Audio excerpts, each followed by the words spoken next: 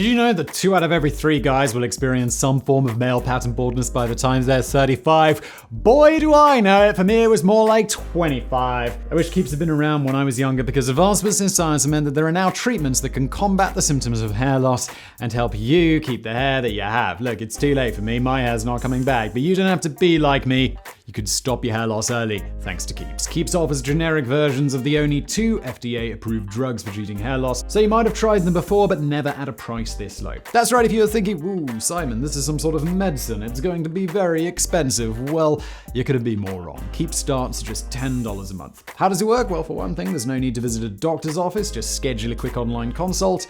A little bit later, a discreet package arrives at your door, and you can use it in the privacy of your own home. So if you're noticing that you're losing your hair, it's not going to fix itself, I promise. Do something about it. For a limited time, go to keeps.com/megaprojects or just click the link in the description below to receive 50% off your first order. And now, today's video.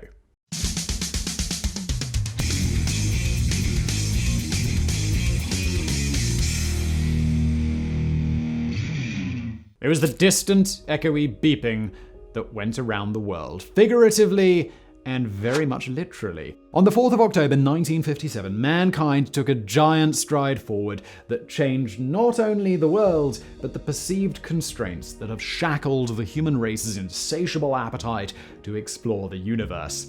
That is quite the intro. When Sputnik's now iconic beeping was first heard back on Earth, as the small satellite orbited the planet, it provided an array of emotions for mankind, often depending on which part of the world you lived in. For the Soviet Union, it was a historic moment that underpinned their place as the preeminent space-age superpower of the time. For the USA, grudging respect at such an achievement mixed with a very real fear that the small object traveling far above the United States might one day be able to carry a weapon if it wasn't already. For everybody else, probably it was a mixture of these two feelings. This was one of the most astonishing achievements humans have ever accomplished, but it came at a time of increasing fear and paranoia, and it was an accomplishment tinged with a great deal of suspicion.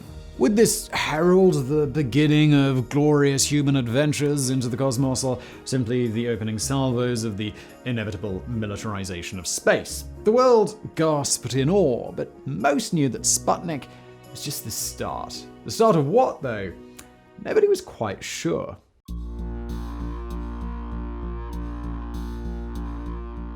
It's difficult to imagine that 10 years earlier, the Soviet Union and the United States had fought together to rid Europe of the scourge of Nazism, but by the mid-1950s, competition and suspicion between the two global titans had already reached its tipping point. With Europe divided and the democracy versus communism debate heating up all around the world, the stage was set for the ideological battle that would consume the planet for the next 35 years. Of course, things were already well underway by this point. The Berlin blockade between 1948 and 1949 had already left bitterness between the two nations, while the appearance of the Soviet Union's first nuclear bomb in 1949 had ratcheted up tensions even further. But while the US and the Soviet Union never actually fought each other, the technological battle that would be the space race held the world in fascination for nearly 2 decades until the US landed on the moon in 1969, with the Soviet space program imploding in its wake. In July 1955, US President Dwight D. Eisenhower announced US intentions to put an artificial satellite into space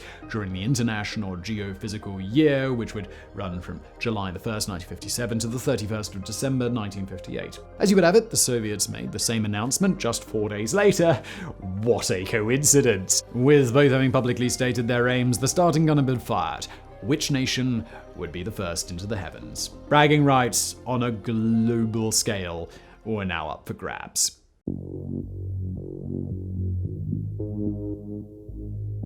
On the 30th of January 1956, the Council of Ministers, which sounds about as communistic as you can possibly ever get, formally approved the Soviet plan to launch an artificial Earth-orbiting satellite sometime in 1957. Then known as Object D, early designs called for a weight of 1,000 to 1,400 kilograms, along with 200 to 300 kilograms worth of scientific instruments. Things moved quickly, and the structural form of Object D began to emerge as 1956 progressed, but as the year drew to a close, it became clear to engineers that the array of scientific instruments that would measure the density of the atmosphere and its ion composition, the solar winds, magnetic fields, and cosmic rays would just not be ready in time of the proposed launch in 1957. The departure was grudgingly put back until the following year.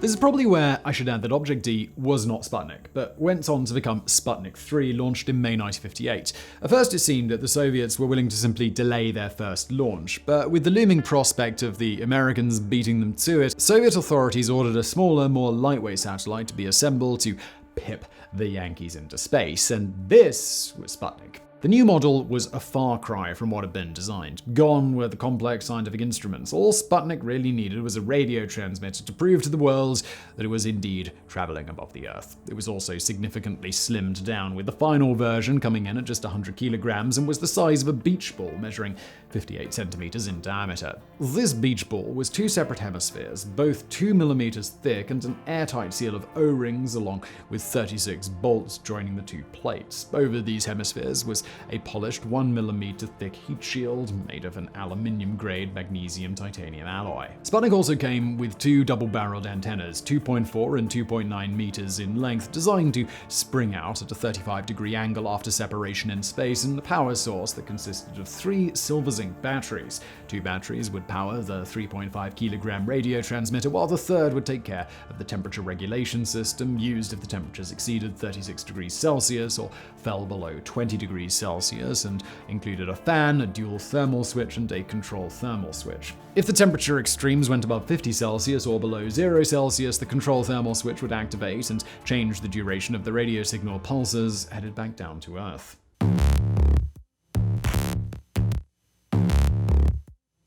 Let's be honest, this metallic beach ball of a satellite was going absolutely nowhere unless it got a significant leg up into space. Sputnik couldn't be controlled in any way, only observed, and the plan was to strap it onto one of the gargantuan beasts that the Soviet Union had been developing, the R-7 intercontinental ballistic missile. The fate of the proposed Sputnik mission rested entirely on the successful test launch of the R-7 beforehand, or rather 2 successful tests. The R-7 was the latest incarnation of a series of designs that you probably won't be surprised to hear started with R-1, and it was an almost exact copy of the German V-2 weapon, which entered service in 1950. The R-7 would eventually become a giant hulking missile weighing 280 tons, with the final version that carried the Soyuz mission into space in 1966 reaching 49.3 meters in height. But everything was scaled down for the Sputnik mission, and the R-7 that eventually carried the historic satellite into space was heavily modified and measured just 29.16 meters from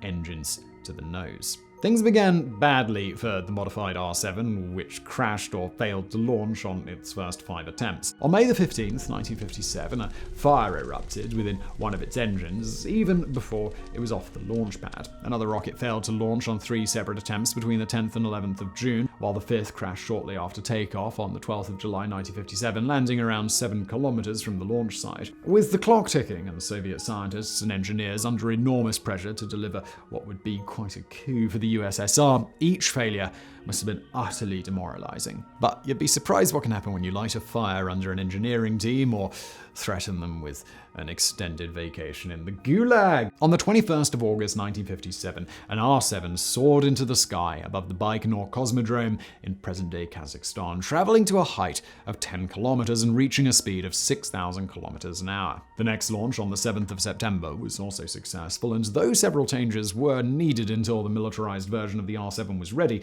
the rocket had been cleared to take Earth's first satellite into space.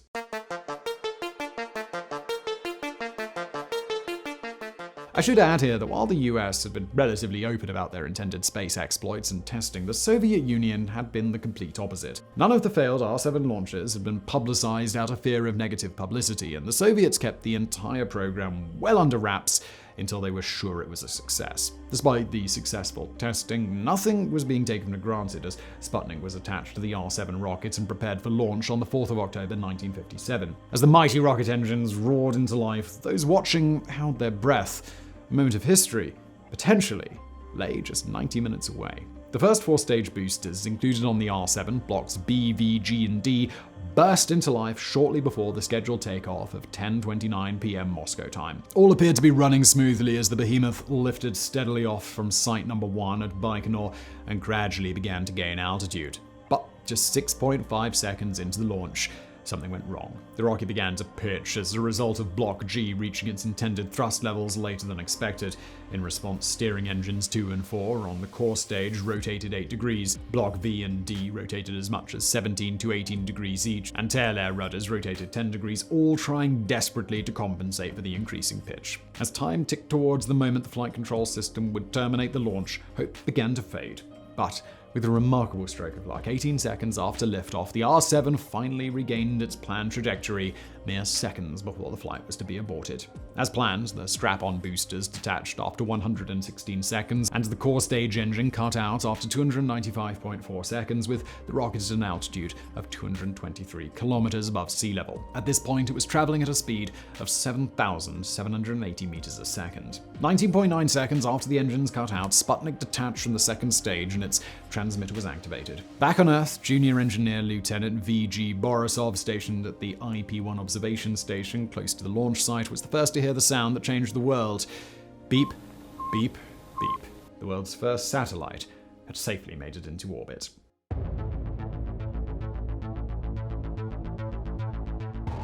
As I mentioned at the start of this video, the news of Sputnik's successful launch made enormous waves around the world. The Soviets, who had kept their cards close to their chest during construction and launch, now gleefully presented it to the world as an example of Soviet technical brilliance. Although saying that, it did take them a few days to really get up to speed with the historic moment. The day after the launch, there was hardly any news on the event from within the Soviet Union, but this quickly changed as news began circling the globe. The radio transmission could be picked up by amateur radio users around the world, and suddenly millions were enthralled by the beeping coming from space and the distant spot that orbited the Earth once every 96 minutes. People gathered outside, searching the skies until they found Sputnik racing through the stars. However, what most people didn't realize was that they were actually seeing the R7 rocket that was accompanying Sputnik in orbit. Sputnik itself was almost certainly too small to be seen by the human eye, and the R7 had a special coating added to it to help it reflect sunlight better. But most people wouldn't have cared anyway. The concept of any man-made object traveling above the Earth was simply groundbreaking enough. But one nation that was shaken to the core was the United States. A country experiencing a 1950s heyday that had seen enormous opportunities and possibilities open up for those across the socioeconomic spectrum. The nation was booming, and there was a sense of invincibility and, dare we say, arrogance. The idea that a country as strong and impressive as the United States could be beaten by the still backward Soviet Union was barely given a second thought before Sputnik's launch. But that all changed when American radio sets began to pick up Sputnik's beeping. The feeling of defeat was compounded by the lack of knowledge regarding the first satellite into space.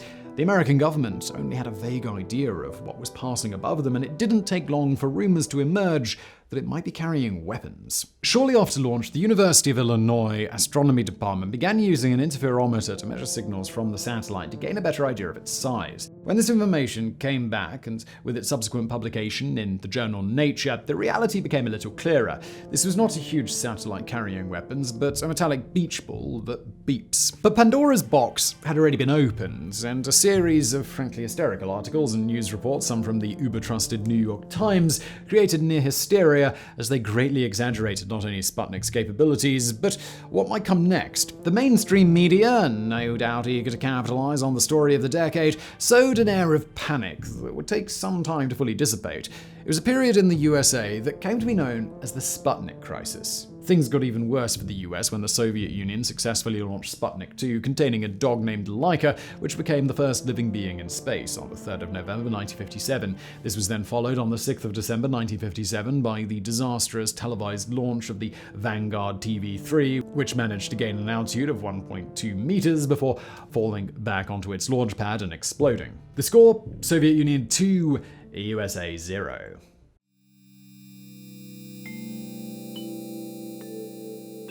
But as we know, the launch of Sputnik spurred the United States on to do great things eventually. In February 1958, the Advanced Research Projects Agency, later the Defense Advanced Research Projects Agency, or DARPA, was formed, and NASA formally came into being in October of that same year, although its precursor, the National Advisory Committee for Aeronautics, had been around since 1915. The Americans did manage to get a satellite into space on the 1st of February 1958 with its Explorer 1, and remarkably, just over 10 years later, Neil Armstrong took his one small step on the surface of the moon. If the US had found themselves behind in the early stages, they burst out on the home stretch. As for Sputnik, the intrepid little satellite continued transmitting for 22 days, but continued to circle the Earth for 2 more months as its orbit began to decay, meaning it was dragged closer and closer to the Earth. On the 4th of January 1958, the end came for this historic metal beach ball as it finally burnt up while reaching our fiery atmosphere. There was a lot said about Sputnik after its launch, but most tended to completely skip over the fact that the satellite was remarkably simple. Many got carried away with the nonsense that it might be carrying weapons or about the fear of the future, but Sputnik was small and relatively rudimentary. The Soviets had won the race into space because of simplicity. Had they waited for Objective D to be launched the following year with its complex instruments, it may well have been the Americans that won the race. The Soviets had stripped everything down to the bare minimum to win this race, and this tiny, lightweight explorer proved to be exactly what was needed. The name Sputnik is one that mankind will never forget. So I really hope you found that video interesting. If you did, please do hit that thumbs up button below this video. And as always, thank you for watching.